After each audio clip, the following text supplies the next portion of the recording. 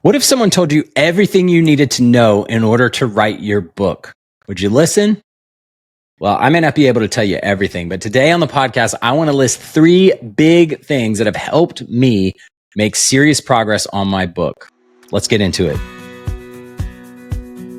So you've always dreamed of writing a book, but you haven't done it yet. Why not? It's not because you don't have what it takes. You do. It's not because you don't have the time, and it's not because you don't have the right tools. I've become convinced the main thing holding you back from finally writing that book is your mindset. For far too long, we have subscribed to limiting beliefs that have sabotaged our goals, undercut our progress, and kept us from chasing our dreams of writing. Not anymore. Your story deserves to be written, and you are the only person who can write it. Fear and imposter syndrome are not the authors here. You are. The best way to battle your limiting beliefs is to get words on the page and to keep going when it gets tough. My name is TC Burr, and I am so excited to walk with you on this writing journey and to encourage you every step of the way. Because it's not that you haven't written your book, it's just that you haven't written your book yet. Let's change that.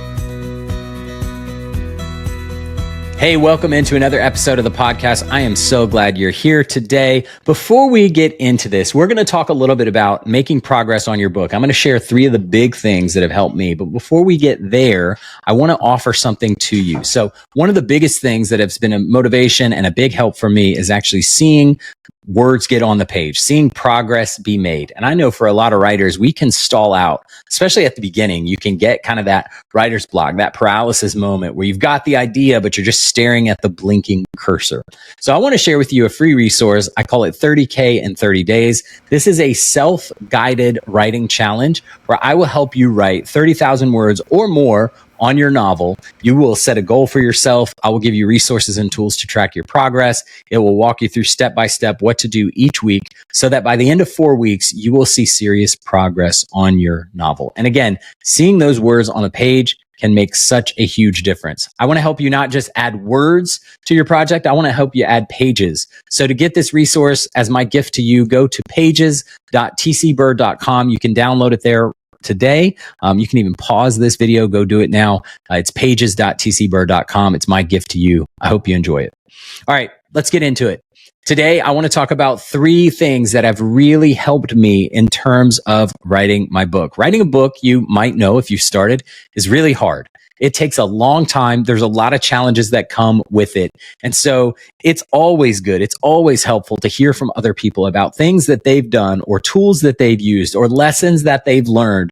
If you've listened to my podcast, when I bring authors and others on this show, these are the questions that I ask them, in part because I want to share them with you, but also selfishly, I want to learn what's worked for other people. And so without further ado, I'm going to share 3 practical things that have helped me as a writer in the hopes that they may also help you. So the number one thing that has helped me as a writer is finding a realistic schedule that works with my life. Recently on this podcast, I hosted an episode called Why You Shouldn't Write Every Day. I don't remember if that's what I titled it, but that was the thrust of the message, because you've heard this advice probably out there in the writing world that if you want to be successful, if you want to be serious as a writer, if you really want to make progress on your book, you should write every day. And I know that's advice that's given widely. I know it's advice that's super well intentioned, but I actually think for a lot of writers, and especially for a lot of new writers, it can be very harmful. It can lead to quick burnout. It can lead to frustration. It can cause you to get to the point where you throw in the towel and say, you know what? I tried it. I'm not a writer after all, and I'm never picking up that pen again, or I'm never picking up that laptop again.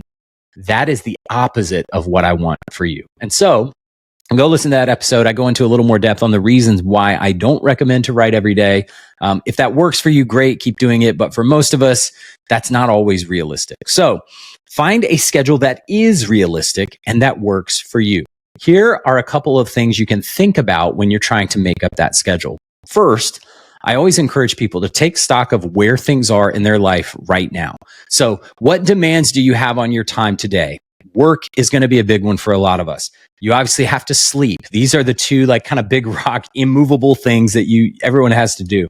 But then there's other things like kids and responsibilities and activities and all of the things that you do. Find out kind of where you're spending your time now. Do a little bit of an audit to see where your time is being spent and where you might be able to make sacrifices. So that's one. You got to know, like making a budget, you got to know where your money's going to make a budget. Same thing. You got to know where your time is before you can kind of start to plan this out. Think about your energy too. Like when throughout your day do you feel like you have the most creative energy? For some of us, that's early in the morning. For others, it can be late at night. Or for you, maybe it's, 2 to 4 in the afternoon. Whatever that is, kind of think through that. And then think about like how often you think you might be able to write. So again, take stock of your week, look at your week, think about where are those little pockets of writing time that you can have, and find something that works for you. That's going to feel super achievable. That's going to feel super doable and not burdensome and not overwhelming. So again, for me right now, my schedule looks like I wake up at 5:30 in the morning on Monday through Friday. I've got a time slot. So first thing I do every morning, the priority for me in life is I want to read my Bible and pray. So I do that first. After that, I'm either reading a nonfiction book or a lot of times I'm spending time writing. So generally I am writing those 5 days a week. I take weekends off for the most part. Sometimes on a Saturday, if I've got inspiration or if I've got time, I will spend some time writing. But generally, it's 5 days a week, and then I take weekends off because I think we need a rest. We need time to step away. We need time to catch our breath. We need our ideas to kind of percolate and marinate in our brains so that they can make their way out to the page. So, but you've got to find what works for you. So 5 days may be the thing for you. Maybe it's 3 days a week for you. Maybe it's one day, right? Maybe you say on Saturday, I'm going to set aside 45 minutes or an hour, whatever the case might be. Find something that's reasonable, find something that works for your schedule, not against it. And so one of the things that I always tell people, a lot of folks write in the morning, and I'm a morning person, so I like to write in the morning, but not everybody's a morning person. So if you're already struggling to get up, to get to work and get to your normal day, maybe don't try to set your alarm for 5:30 and just all of a sudden become a morning person. If you're more of a night owl, lean into that. Maybe that's the time that you look at. Whatever the case might be, find a schedule that works for you. Try it out for about a month and really take stock of how things are going. How's your energy feeling? How much progress are you making, et cetera? And then feel the freedom to make changes. So if you don't like what's going on, you can make changes. Side note on this, this might also look different season to season. So in my life right now, at the time of this recording, we're entering into summer, which means my kids are home, which means it's light outside longer, which means kind of everything's in a different rhythm than it would be other parts of the year. And so I'm actually considering making a little bit of a change to my own schedule. You should feel the freedom to do that as well. Just because you try to do something today that's working for you today doesn't mean it's going to work for you next month, next quarter, next year, right? You're in charge here. That's the great thing about writing. You are the creator. And so you get to make the rules, which is wonderful. So again, first thing, find a realistic schedule that works for you. If you want help with this, I would love to connect. You can contact me. I'd love to set up a coaching session with you where we kind of talk through your schedule and I can help you figure this out. Number 2, craft books. So like a lot of writers, I am a reader first. I love reading. I really love reading fiction. But one of the things that I've gotten into over the last several years is I also like to read a lot of nonfiction, and specifically reading books about writing. Because again, I love learning from other writers. And who better to learn from than writers who have really made it, who have really found success? So I've read Stephen King's On Writing recently. There's a lot in that book that I don't agree with, but it was really insightful and really helpful to hear from somebody who, let's face it, Stephen King is one of the GOATs, right? It was good to hear his perspective and hear his process. And so that's one that I've read. A couple others that I'll recommend here. First, Atomic Habits. So this is not about writing specifically, but I cannot recommend this book enough to you. This was actually one of the catalyst moments for me. When I read that book, it was one of those light bulb moments where I realized, like, I have the ability to write a book and I can do it. And so I'm going to start doing it. Because for years, I never did that. But then once I read that book, I realized, like, hey, it's not this big insurmountable thing that I could never accomplish. I think that's the challenge that a lot of us have when we set out to write, right? Like, we see writing a book as this huge mountaintop thing that we could never do because it's just so big and it's just going to take so long. And how can you ever get there? But when I read Atomic Habits, this is not about like the big milestone accomplishment. This is about setting up the rhythms and the habits that you can repeat regularly that will eventually accumulate and add up to the big goal that you want to be. So the person that you want to become is actually informed and shaped by the habits that you do every single day. So this was such a big game changer for me. Again, I cannot recommend it enough. You can Google it. I'm sure you can find it out there if you haven't read it already. That's Atomic Habits by James Clear. The second book that I've read that was super helpful for me is Story Genius by Lisa Cron. So this is another a craft writing book. In this book, she talks about the third rail, which is so you have like the plot line of your story, but you also have your character's inner journey, the journey that they're going on with, the lesson that they're trying to learn, the thing that they have to navigate, which is really the thing that drives your story that readers want to connect with. So she talks about how creating scene cards where one scene leads into the next scene and all the way through your novel. So you have this consistent thread where you've got not just plot points, but you've also got that third rail that's going through, that's connecting everything together. Really recommend that one, Story Genius by Lisa Cron. And then the third is Save the Cat Writes a Novel by Jessica Brody. So this is another kind of a classic one that a lot of writers have recommended. In this, she talks about the basic 3-act structure that a lot of stories have. And within that, there are certain beats that a lot of stories follow. And so this is great if you are a plotter. You can literally kind of think through your story and plug in what are those different beats in your novel. And so actually, this is an early draft. If you're watching on YouTube, on my wall here behind me, you can see these kind of sticky notes. This is for one of my drafts of my story. I worked through the Save the Cat framework on kind of a subsequent draft. So interestingly for me, and I'll do an episode on this in the future, but I am actually more of a pantser at heart. So I don't typically plot out the first drafts of my novel. But what that means is in later drafts, I actually kind of have to filter in some structure. So those two resources, Story Genius and Save the Cat, have been super helpful for me in that regard. So again, the three things that have helped me the most in my writing, and these are three, I wanted to make these tactical, practical things that you could put into practice. Number one is finding a realistic schedule that works for you. And if you want help with this, let me know. I'm happy to help you. Number two is craft books. I've recommended some, and I'll put those in the notes of this episode as well. Number three, and this may be the biggest, most important one of all for me, connect with other writers.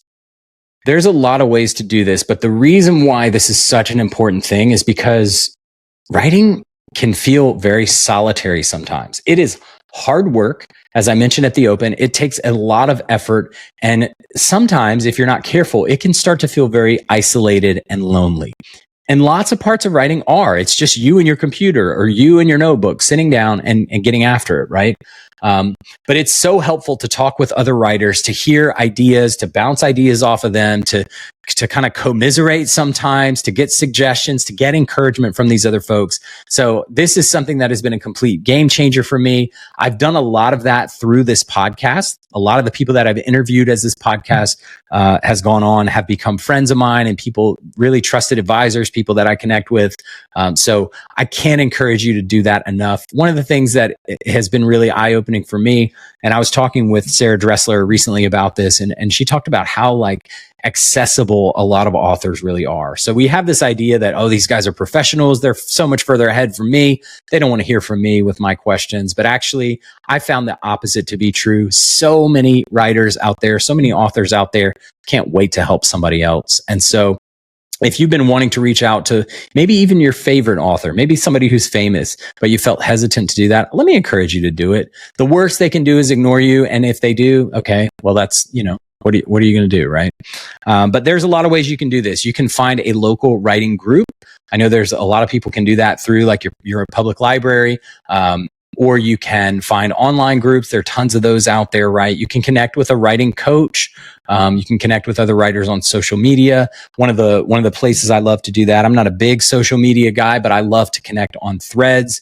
I found that to be a super low pressure, kind of fun connection platform, more so than maybe some of the others. And so if you're on Threads, look me up. It's tc.burr. I'd love to connect with you there. But yeah, there's lots of ways to do this, but I can't encourage you enough. there are going to be lots of life and lots of writing that happen in isolation, happen on your own, happen kind of just, again, just you and your computer. But when you can, try and connect with other writers, because that can be such an encouragement, such a help. You can learn so much, and you might be able to help someone else as well. So can't encourage you to do that enough.